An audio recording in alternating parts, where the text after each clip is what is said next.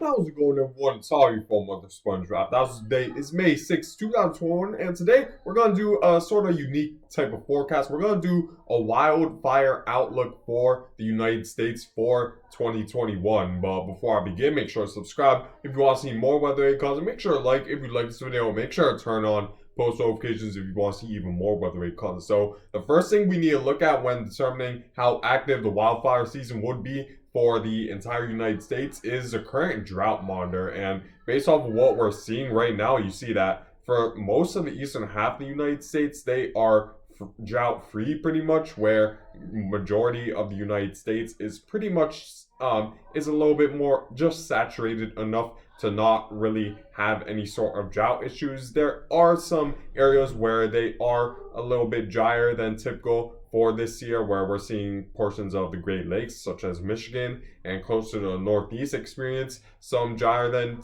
average conditions. However, I do eventually think that the ground will become more saturated because the forecast over the next several months is a more moist than average summer for a lot of the eastern half of the United States. So I do expect the Northeast and the Great Lakes region to become drought free once again as more rain and more humidity flows by into the Northeast. However, you see clearly in the western half of the United States, you guys are just very drought stricken at this point, especially towards the southwestern portion of the United States, which includes states such as New Mexico, Arizona, Utah, Nevada, and probably the worst of all, California, where we see the darker reds and which represent just very dry conditions in these regions. They are just very drought stricken, and you see that this drought area even extends further and further into the Pacific Northwest, where we do see areas drier than average, and this includes Texas as well. While the drought situation has thoroughly improved in Texas, thankfully, because there's been more severe weather threats in the region, there's been more thunderstorm activity, so the drought issue has definitely diminished over the past several weeks. However, portions of western Texas are still in a drought, and we're going to have to see if there's going to be enough thunderstorm activity over the next several months or weeks to really determine if Texas may get out of a drought. However, for the southwestern United States, you guys been in a drought for quite a while, and that's very concerning because it really gives me the idea that it's more likely than not over the next couple months we're gonna see exactly the same, because droughts don't go away overnight. They typically take time, and typically droughts of course obviously last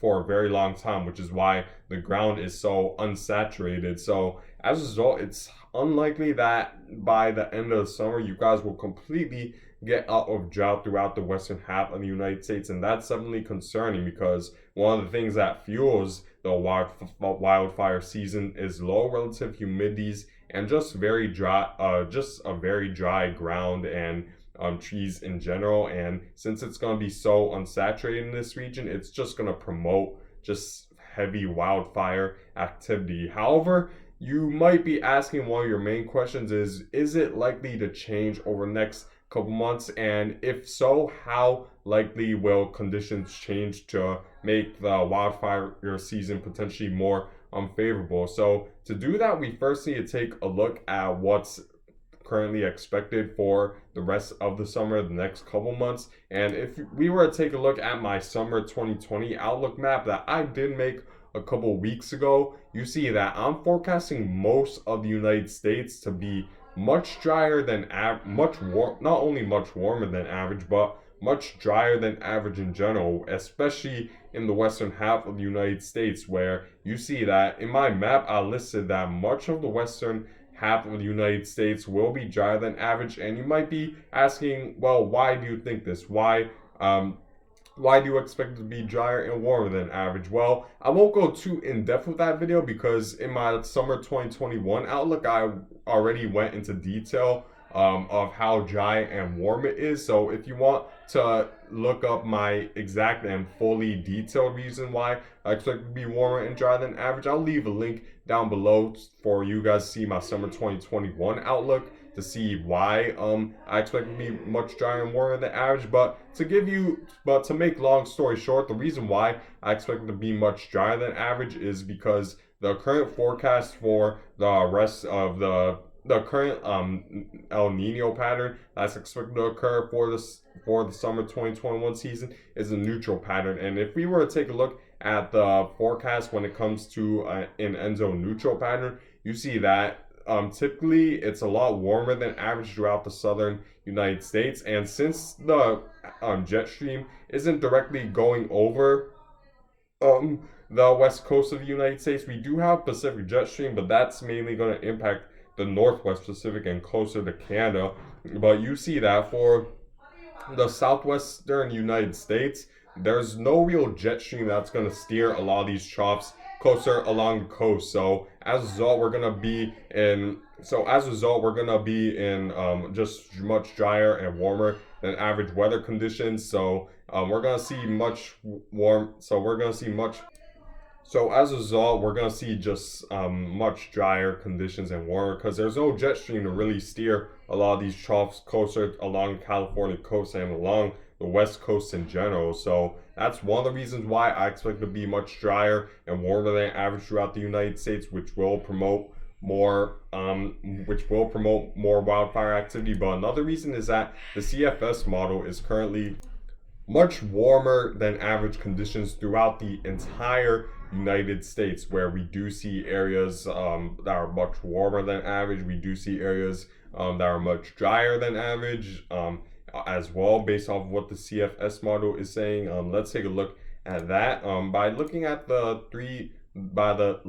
precipitation anomaly, and you see that there are some areas expected to be much drier than average over the next 3 months, especially towards the southwestern United States. But this is gonna coincide, and you see that for most of California, it's expected to be mainly average when it comes to precipitation. But that's not saying much because you guys are already typically used to very drier than average conditions. And since we've been in a drought for the past several months, it's unlikely to change that we're gonna see much more moisture over the next couple months. So as a result, drier than average conditions should be expected in the western half of the United States.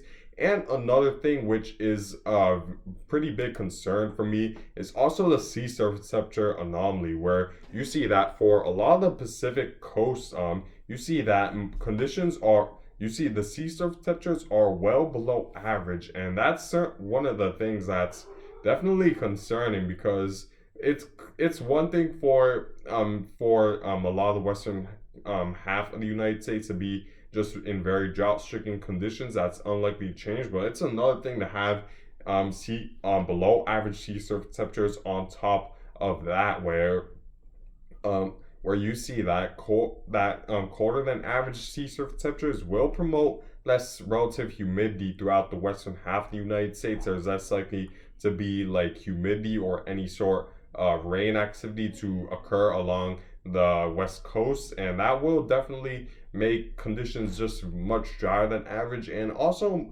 possibly much warmer. I'd say much warmer than average, because there's going to be less clouds, so that certainly could promote just a very strong wildfire threat. And if we were to take a look at the current fire risk as of right now, you see that most of the western half of the United States is in a pretty high chance of fire risk, where you see where the yellows represent just a very high risk of severe weather. I mean, not severe weather, wildfires, and you see the oranges and the darker reds represent just very high to extreme an extreme fire risk throughout the western half of the United States. So this is definitely concerning.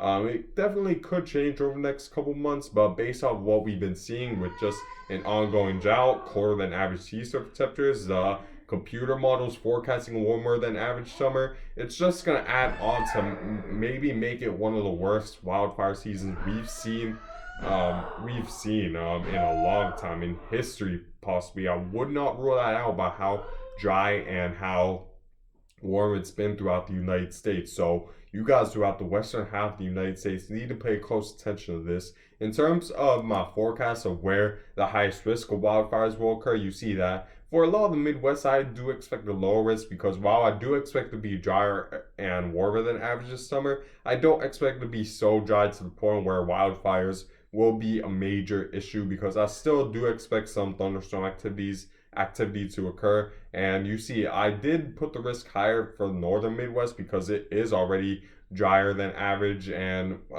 it's unknown how much that'll change over the next couple months. But the forecast is more lenient on drier than average conditions, and you see that for a lot of southwestern United States, I expect there to be a high risk of wildfires because there's not really going to be a jet stream to steer a lot of these troughs along the coast to moisten up the atmosphere and humidify the atmosphere to the point where it could prevent wildfires. So unfortunately, I do expect an extreme risk of wildfires throughout the southwestern United States, and for the northwestern United States, I do expect a lower risk because the Pacific jet stream during a neutral season typically moves through this area. So I do expect at least a couple of troughs to move through this summer, which may prevent the wildfires from becoming as bad in the Pacific Northwest. So keep that in mind throughout the western half of the United States, that this is expected to be very bad for wildfire season, especially for California. So you guys need to pay close attention to this